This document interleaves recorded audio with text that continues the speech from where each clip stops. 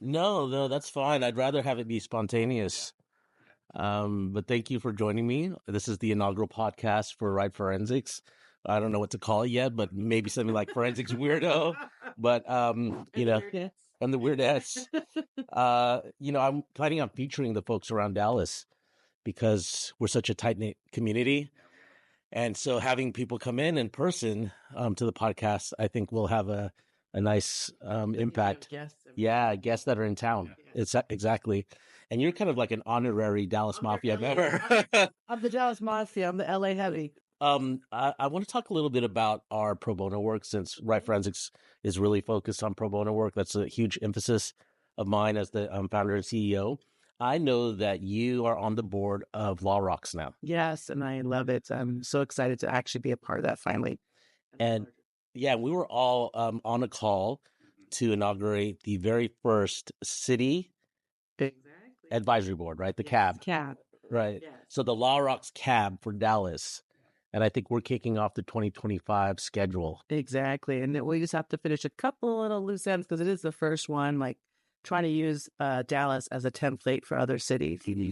But no, I think that when we look at Dallas and being the first city, which one, I think you all already being so close is great because the communication is already going to be there, making sure you guys come together. But trying to use that to then create a template for other cities. Yeah. And saying, we're all here together to help. First of all, I think Law Rocks brings the community together as an opportunity to say, hey, let's party this night. But I also think it gives attorneys and legal, like the legal staff to come together and make a band. Yeah. Right. It kind of spans the different practice groups for the legal side, but also the operational side, secretaries. LA has one of our old my old lit support people from Latham on the band for Latham. So to see that, collaboration and they practice, together. Yeah. So I think that there's a cultural bond that comes together for the company, right, which I think we need after COVID.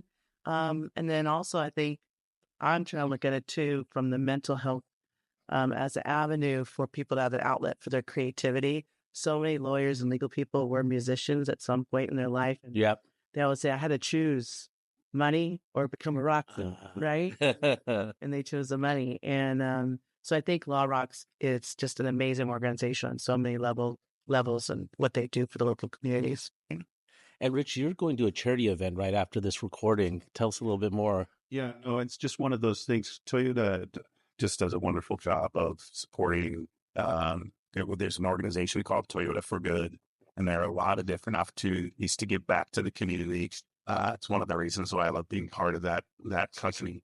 But sometimes it's difficult for the legal team to find things that we could specifically give back to the community, and this is one of the ways we do it. So today I'll be volunteering at the VA Medical Center. Wonderful. The attorneys, obviously, from my perspective, it's more operational and organizational, but we do these kinds of events 2 or 3 times a year. Today was the VA Medical Center. More recently, we were with the firefighters and police. I saw that. Yeah. So, providing trust and estates. Oh, interesting. That's great. Yeah, and I've also starting my own nonprofit. I just got approved by the IRS to do a 501c3, and it's called Forensic Forward for Justice, and it's donating forensic expertise for for attorneys and law firms that have pro bono cases, so that oftentimes if you need proper evidence handling, that's where I come in and try to support those pro bono cases. So, yeah.